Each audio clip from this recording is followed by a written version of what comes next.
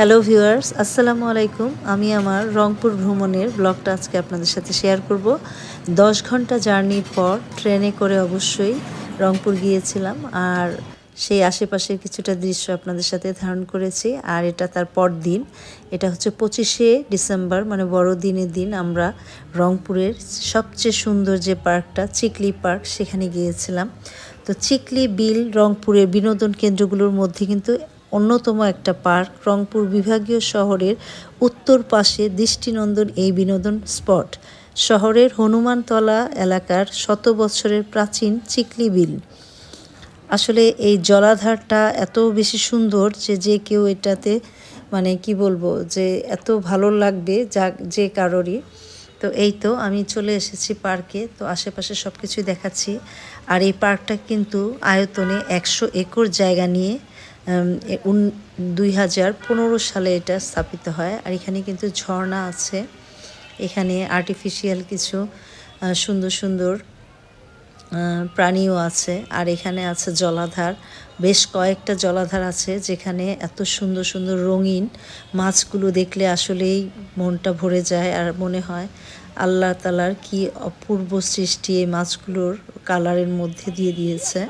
তো সেগুলোই দেখছিলাম। এটা একটা কিন্তু চিকলি ওয়াটার পার্ক নামেও পরিচিত। এর মূল আকর্ষণ হচ্ছে কৃত্রিম ঝর্ণা। দিনের চেয়েও কিন্তু রাতে এগুলো দেখতে খুব বেশি ভালো লাগে। নানা রঙের আলোর ঝলকানিতে চোখটাও আসলে অন্যরকম লাগে। আর এই যে দেখতে পাচ্ছেন মাছগুলো কত সুন্দর। তো এই তো এরকম করে অনেকগুলো জলাধার কিন্তু আছে। আর এখানে কিন্তু বাচ্চাদের বিনোদনের জন্য রয়েছে ট্রেন, চরকি সহ অনেক ধরনের রাইড।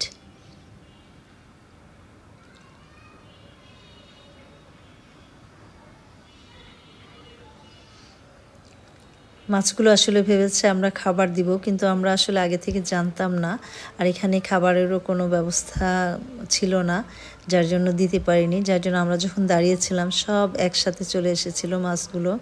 এখানে কিন্তু অনেক পরিমাণে মাছ ছিল। তো এই তো আমরা দেখছিলাম। আর আরও ছিল এখানে সুন্দর সুন্দর বসার মতো প্লেস ছিল কয়েকটা, যেখানে বসে ছবি তোলার জন্য খুবই সুন্দর ছিল।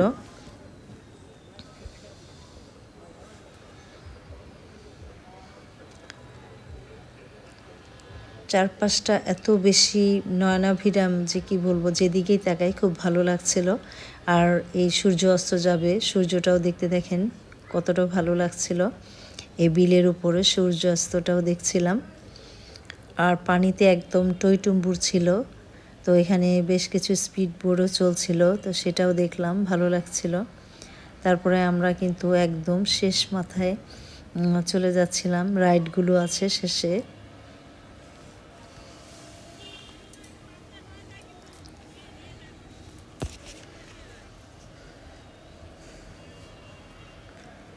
পার্কটা আসলে সবুজে ভরা ছিল, যার জন্য যেদিকে তাকাচ্ছিলাম এত বেশি সবুজ, অনেক ভালো লাগছিল।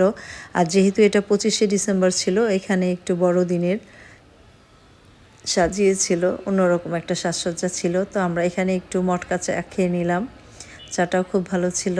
আর এই তো আবারও হেঁটে হেঁটে যাচ্ছি। আর এই বিলের পাশ দিয়েই কিন্তু রাস্তা দিয়েই যেতে হয়, যার জন্য যাওয়ার সময় স্পিড বোটগুলো একটু ধারণ করলাম।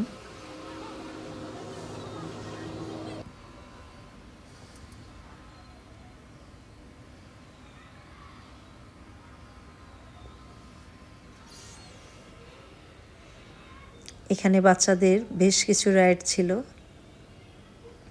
যেহেতু এরিয়াটা অনেক বেশি বড়, যার জন্য খুব লোকজন থাকলেও সেইভাবে ভিড় চোখে পড়ে না, বেশ লোকজনও ছিল সেই দিন।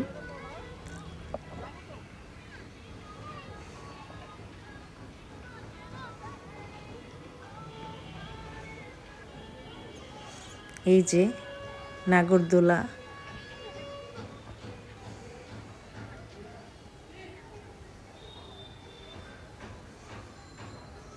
তো এইটা কিন্তু শেষ প্রান্তে এখানে একটা ফুড কর্নার ছিল, যেখানে বসে আমরা একটু ফুচকা চটপটি আর আমার বোনের ছেলে বার্গার খেয়েছিল। তারপরে খাওয়ার পর আমরা এখানে একটু বসলাম।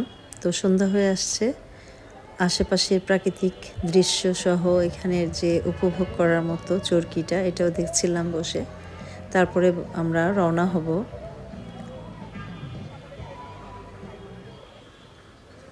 এই তো আমরা বের হয়ে যাচ্ছি, সন্ধ্যা হয়ে গিয়েছে। আর বের হওয়ার রাস্তাটাও কিন্তু সুন্দর ছিল এবং এখানে লাইটিং করেছিল। তো আমরা বাসায় চলে যাচ্ছি, বেশ অনেকটা সময় কাটিয়েছি এখানে।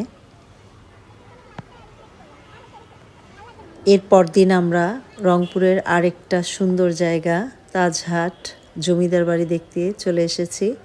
তো এই তো এখানে এত সুন্দর করে ফুল বাগান ছিল এবং গাছগুলো বিভিন্ন শেপে সুন্দরভাবে কেটে রাখা হয়েছিল। এই তো আমরা যাচ্ছি, এই সামনে এটা জমিদার বাড়ি। তো জমিদার বাড়ি তো আগেও দেখেছি। জমিদার বাড়িটা দেখলে জানি কেমন মনে হয় যে আসলে আমাদের কাছে অবিশ্বাস্য লাগে যে আসলে আমাদের দেশে বিভিন্ন এলাকাতে, যেমন আমার যে জন্মভূমি বা আমাদের যে হোম ডিস্ট্রিক্ট ময়মনসিংহ জমিদার বাড়ি দেখেছি। তো এগুলো দেখলে মনে হয়, নারায়ণগঞ্জেও দেখা হয়েছে, যে আসলেই কি একসময় এরকম রাজা বাচ্চারা ছিল। কিন্তু এখানে আসলে তার প্রমাণ পাওয়া যায় যে আসলেই ছিল। এবং যেহেতু আমরা দেখিনি, বাড়িগুলো দেখলে অন্যরকম একটা ফিল হয়। এই তো আমরা জমিদার বাড়ি একদম ফ্রন্টে চলে এসেছি। তো এখানে আজকে ভিতরে কিন্তু জাদুঘর, কিন্তু আমরা আজকে দেখতে পারিনি, বন্ধ ছিল। তো কিছু ছবি টবি তুলে আমরা চলে যাচ্ছি। তো বাড়িটা কিন্তু অনেক সুন্দর, এখানে প্রায় 22টা কক্ষ আছে। তো এই তো, আর এখানে এত সুন্দর করে ডেকোরেশন করে রেখেছে, গাছগুলো এভাবে করা যে দেখলেই ভালো লাগে। এখানে বিভিন্ন রঙের বিভিন্ন রকমের গাছের ফুল ছিল, দেখতেও ভালো লাগছিল বিকেলবেলা। তো এখানে কিন্তু অনেক লোকজনও ছিল। তো এই তো দেখতে পাচ্ছেন কত সুন্দর এখানে ফুলগুলো ফুটে আছে, দেখলেই কিন্তু প্রাণ ভরে যায় এরকম সৌন্দর্য। তো মাঝে মাঝে আসলে এদের প্রাকৃতিক সৌন্দর্যের কাছে যাওয়া উচিত। আমরা তো যারা ঢাকাবাসী, দেখা যায় যে এগুলোর নাগাল খুব কমই পাই।